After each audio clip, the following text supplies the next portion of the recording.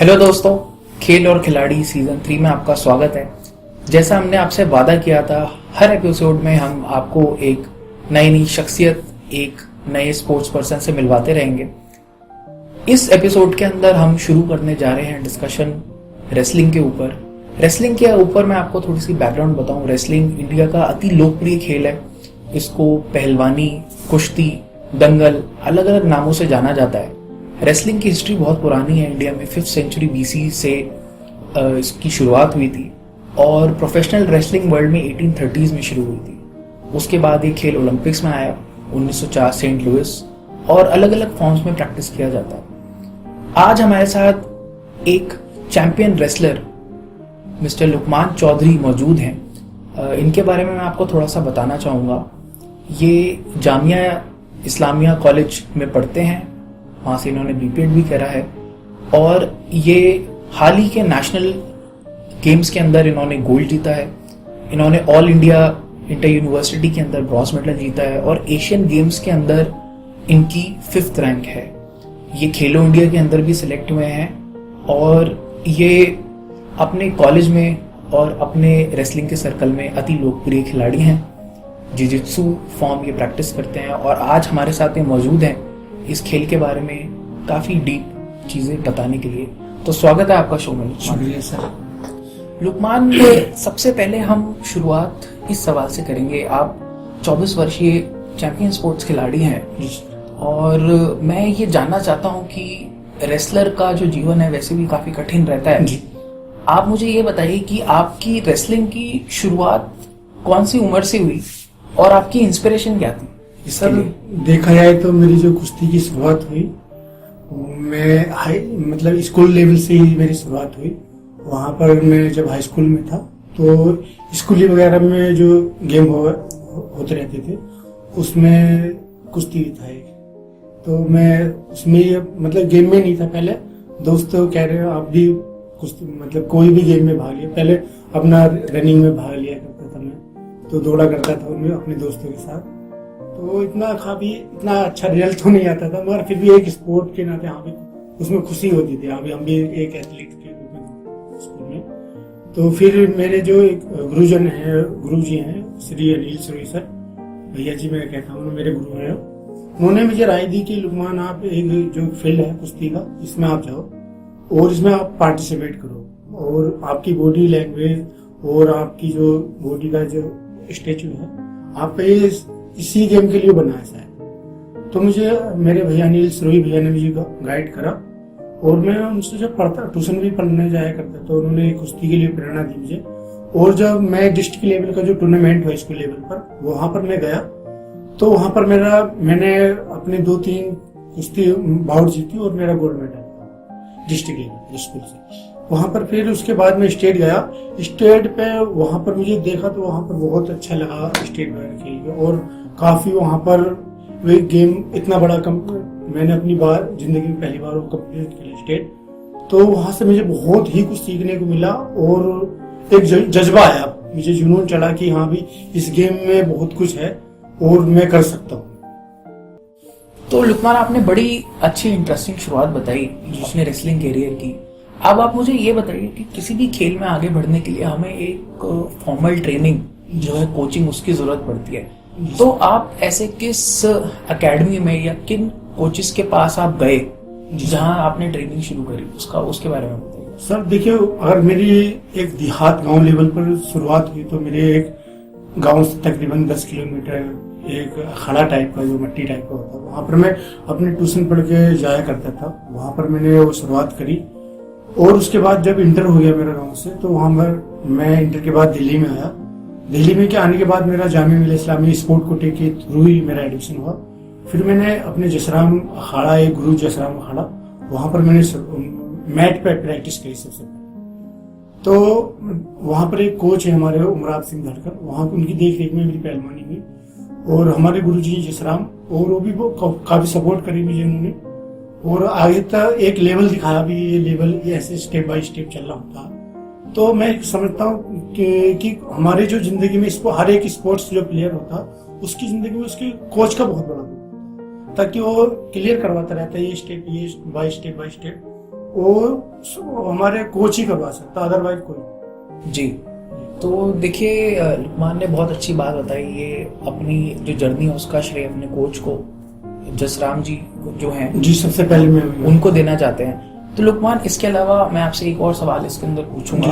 अब हमने जैसे एक खेल चूज किया है रेसलिंग, इसके अंदर आप मुझे ये बताइए, आपके परिवार ने आपका इसमें कितना साथ दिया? आपके जो दोस्त हैं, जी कई बार जो हम कुछ चूज करते हैं उसका कई बार विरोध भी होता है, या उसमें सपोर्ट भी होती है, तो उसके बारे में थोड़ा सा बताएं। सर देखिए, गांव में मेरे तो ना तो कोई तो रेसलर था और नहीं कोई, मैं एक छोटे से गांव ग्राम मोहर का पट्टी से बिलोंग रखता हूँ। वहाँ पर ना कोई इतने पहलवान थे, मगर एक जज्बा था, एक हिम्मत थी मेरे अनिल सुरेश भैया ने मुझे दी और मुझे काफी सपोर्ट भी करा और उनकी प्रेरणा दी कि आप स्पोर्ट्स में जाएं और अपने गांव का भी नाम रोशन होगा, इससे देश का भी नाम रोशन होगा और इससे हमारा भी नाम रोशन होगा। तो वहां से मैंने वो स्टार्ट करी। देखो पहले तो कोई राजी नहीं था क्योंकि एक डेंजरस गेम है, हर कोई माँ बाप चाहता कि यार कहाँ अपना, क्योंकि ज्यादातर एंजरी का गेम ये है। तो माँ तो राजी नहीं थी कि घर बार पूरा गाँव, मेरे पूरे घर ने मना कर दिया।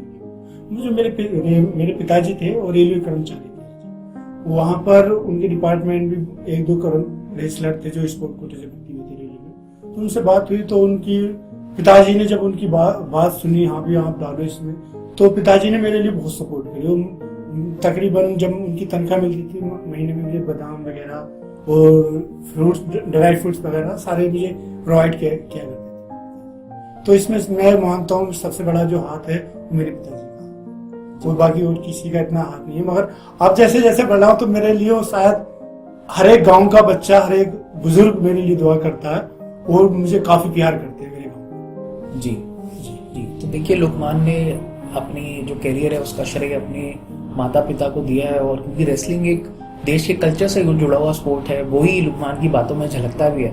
लुकमान, मैं आपसे एक और सवाल पूछना चाहूंगा। आप मुझे ये बताइए कि इस खेल के अंदर जो प्रोफेशनल ट्रेनिंग है, प्रोफेशनल ट्रेनिंग करते हुए आपको किस किस तरह के चैलेंजेस फेस हुए? जैसे कई बार, जैसे एक बहुत ही डिमांडिंग स्पोर्ट है, इसके अंदर बहुत ज्यादा मेहनत भी है, बहुत ज्यादा डाइट भी है, इंजरी भी है, तो वो सब के लिए आप बताइए आपको क्या क्या चीजों की जरूरत थी? कभी किस चीज की कमी पड़ी तो उसको पूरा करने के लिए आपने क्या किया? सर देखिए, सबसे पहले तो मेन चीज था मैट मेरे लिए, क्योंकि हर एक प्लेयर को इस लेवल पर मैट की जरूरत होती है। और फिर उसके मैं छात्र, मेरे भाई हैं, बड़े भाई डॉक्टर साहब, उनसे मेरी मुलाकात हुई और उन्होंने मुझे एक भाई के नाते सबसे पहले उन्होंने मुझे रूम दिया और मुझे मेरा छात्र साल स्टेडियम में एडमिशन करवाया मेरे डॉक्टर साहब ने।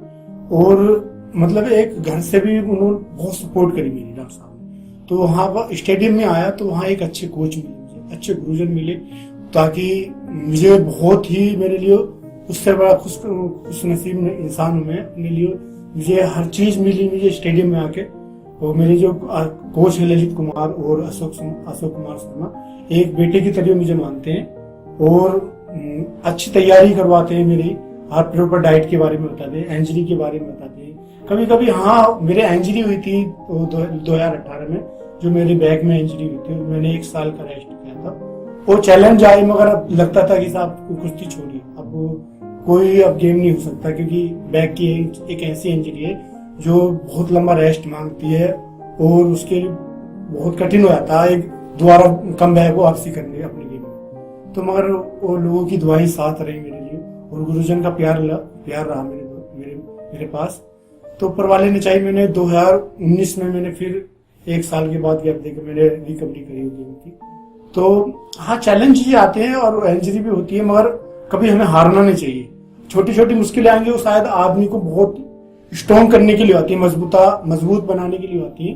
तो हमें चुनौतियों का सामना करना चाहिए। जी, तो दोस्तों लुकमान ने बहुत अच्छी बात बताई। जो इन्होंने ये बताया, जो भी ट्रेनिंग के गैप्स या चैलेंजेस थे, एक गुरु शिष्य परंपरा होती है हिंदुस्तान में जो चलती है, इन्होंने उसका श्रेय अपने गुरु को दिया। और देखिए एक चैंपियन का कितना अच्छा माइंडसेट है, ये हमको बता रहे हैं कि जो इनकी लाइफ में तकलीफ आई है वो एक्चुअली एक स्टेपिंग स्टोन है, वो इन्हें आगे बढ़ने की ओर प्रेरणा देती है और उससे और ज्यादा मजबूत होके बाहर आए हैं 2019 के अंदर। जी लुकमान, अब आप मुझे ये बताइए कि जैसे इस शो को इस टाइम बहुत सारे बच्चे भी देख रहे होंगे, आप एक बच्चा रेसलर बनने के लिए कैसे एस्पायर कर सकता है और उसको अपनी शुरुआत कैसे करनी चाहिए? सर मैं सबसे पहले तो मैं ये बताऊंगा कि जो हमारा ये गेम है रेसलिंग, ये इंडिया का एक प्रचलित गेम और इससे इस गेम को हर एक महाद्वीप वर्ग ने अपनाया है, अमीर हो या गरीब हो, हर एक मतलब नौजवान ने इस गेम को अपनाया है। तो काफी अच्छा स्कोप है इस गेम में आने के बाद। और सबसे पहले गेम में कोई भी जो रेसलिंग स्टार्ट करना चाहता है या कोई शुरुआत करना चाहता है तो मैं कहूँगा कि अपनी सबसे पहले हेल्थ का ध्यान रखे, अपने खान पीन का ध्यान रखे और कोई भी ऐसा पदार्थ ना ले जिससे आपको फैटी हो, जिससे आपको आपके डाइजेशन में दिक्कत करे। आप शुद्ध शाकाहारी रहे और अपनी डाइट का बहुत बड़ा रोल होता है इस गेम के लिए। तो डाइट का प्रॉपर ध्यान रखना चाहिए और जो अपनी ट्रेनिंग है, अपनी जो भी शुरुआत करना है अपने मैट पर करे। बहुत ही स्टेडियम है आजकल, जैसे छत्रसाल स्टेडियम हो गया, हनुमान अखाड़ा है, प्रेमनाथ अखाड़ा है, बहुत अखाड़े हैं, गुरु जसराम अखाड़ा है। तो एक अच्छा स्कोप है जो हमारे दिल्ली में बहुत सारे क्लब हैं ऐसे जो जहाँ भी सीख सकते हैं आप। तो अपनी ट्रेनिंग एज ए कोच के अंडर एक अच्छा गुरु मिले तो इससे बढ़िया कोई बात नहीं है। एक अच्छे कोच के साथ हमारी ट्रेनिंग होनी चाहिए शुरुआत से। जी सर। तो लुकमान ने हमको बताया कि सबसे पहले जरूरी है अपनी हेल्थ का ध्यान रखना और जो भी बच्चे रेसलर बनने के लिए एस्पायर कर रहे हैं उनको एक अच्छा कोच, अच्छा एकेडमी ढूंढना है। और देखिए इन्होंने शुद्ध शाकाहारी भोजन की तरफ इन्होंने अपना संकेत दिया है जी सर बच्चों के लिए। हमको ये भी बताइए कि जैसे आप इतने टाइम से स्पोर्ट्स खेल रहे हैं, ऑब्वियसली किसी भी स्पोर्ट्स के अंदर जो है फेलियर ज्यादा होते हैं, सक्सेस तो छोटे छोटे उसके अंदर मोमेंट्स होते हैं। जी सर। तो अब हम आजकल के दौर में देखते हैं कि बच्चे जो है शॉर्टकट्स अपनाना चाहते हैं और हर चीज के उनको जल्दी जल्दी रिजल्ट चाहिए। आप थोड़ी अपनी लाइफ की ऐसी कुछ गलतियां हमको जरूर बताएं जो आप चाहेंगे जो यंग बच्चे हैं वो उनको ना करें, या आप उनको कुछ सीख देना चाहेंगे अपने लाइफ एक्सपीरियंस से। ये सबसे पहले तो मैं ये बताऊंगा, शॉर्टकट से कभी कामयाबी नहीं हो सकती और इसके लिए तो तपस्या करनी पड़ती है और बहुत ही लगन के साथ काम लगन के साथ अपना वर्क करना पड़ता है सर। तो कामयाबी बहुत ही आपको भी मालूम है सर आजकल कंपटीशन कितना हाई लेवल है। तो शॉर्टकट तो मैं कहता हूँ आप बढ़ सकते हो मगर उस लेवल अचीव नहीं कर सकते जो एक हर एक खिलाड़ी का सपना हो सकता है। शॉर्टकट से ज्यादातर सर एक तो वहां भी ज्यादातर यही दिक्कत रहेगी कि हम पे खुद पर विश्वास नहीं रह सकता कि हम पहुंच सकते हैं नहीं, क्योंकि शॉर्टकट से तो मैं नहीं चाहूंगी कि बहुत ही एक मैं कहूंगा कि नहीं बड़ी कामयाबी नहीं मिल सकती। हाँ कोई ये है तो हमें कभी कोच हमारे मेहनत करवाते हैं, हम थोड़ी सी मेहनत में कोताही कर देते हैं या गलती कर कोच साहब की नजर नहीं आती, मगर ऊपर परमात्मा तो सबको देखता है ना सर, कौन कितना कैसी मेहनत कर रहा है, कौन शॉट कर लगा रहा है, वो सब देखता है, उसी के हिसाब से वो रिजल्ट देता है। तो मैं सबसे पहले यही कहूंगा जो भी रेसलर्स हैं, जो अपने यूथ है आजकल की जनरेशन है, कि अपनी लगन के साथ मेहनत करें। हाँ थोड़ी करें, एक मतलब स्मार्ट वर्क करें, ये नहीं कि आधा धुन सुन करें, कोई भी कर ली किसी की, एक स्मार्ट वर्क और एक कोच की नजरों में वो वर्क होना चाहिए। और हमें प्रॉपर हर एक जो स्टेप है उसके बारे में मालूम होना चाहिए। और मतलब इंजरी के मतलब ये इंजरी हमें बचना चाहिए कि हमें इस मोमेंट से इंजरी हो सकती है, उन मोमेंटों के बारे में पता होना चाहिए। और हमारे जो आजकल का आपने गलत जो खान पान है उनसे बिल्कुल दूर रहना चाहिए, जैसे कि आप ये पिज्जा बर्गर पेप्सी कोई वगैरह इनसे बहुत दूर रहना चाहिए। और हमें एक शुद्ध शाकाहारी अपनाना भोजन डाइट अपनानी चाहिए। जी तो देखिए लुकमान जैसा अगर आपको चैंपियन बनना है तो सीधी बात है, इन्होंने बताया कि किसी भी चीज का कोई शॉर्टकट नहीं है।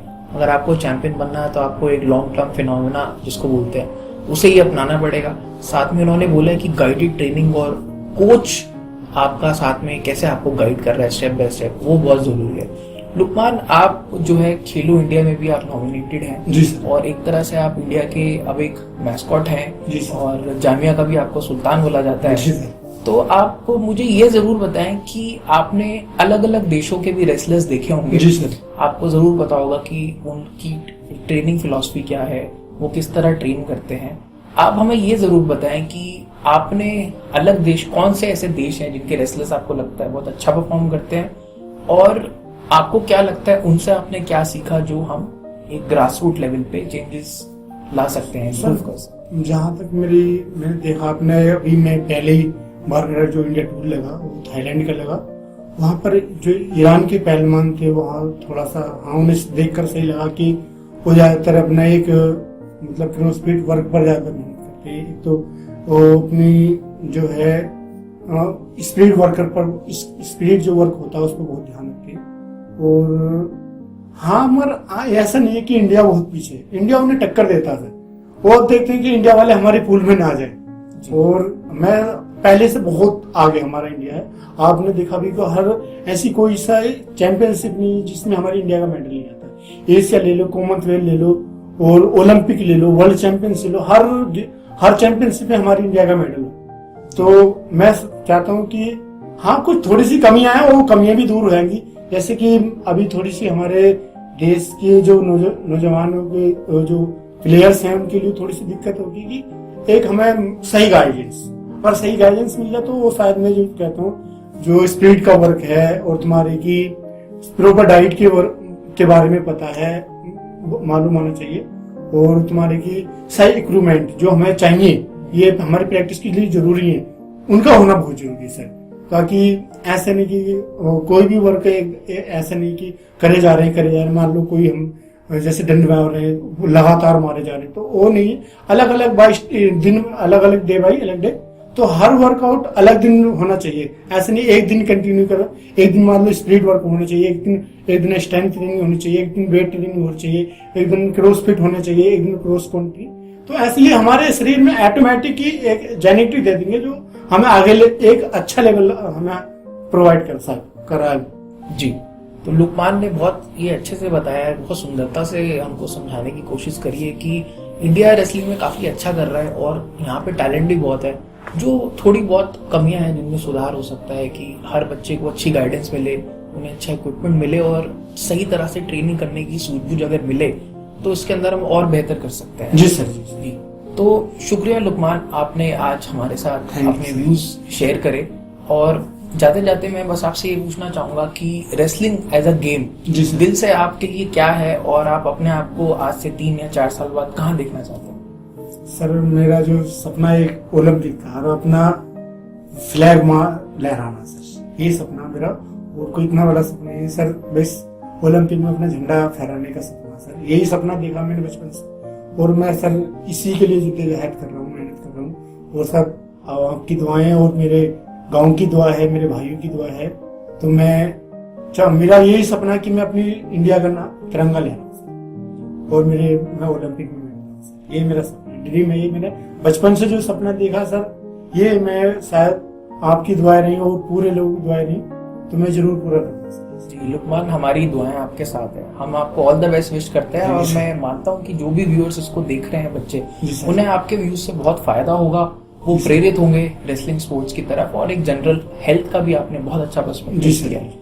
तो दोस्तों, ये थे लुकमान चौधरी, जिनको जामिया का सुल्तान भी कहा जाता है।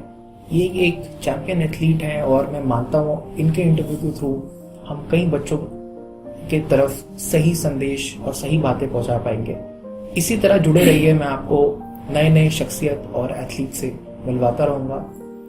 देखते रहिए खेल और खिलाड़ी सीजन 3। मैं हूं आपका host Vishu Mishra from radio Dwarka. धन्यवाद।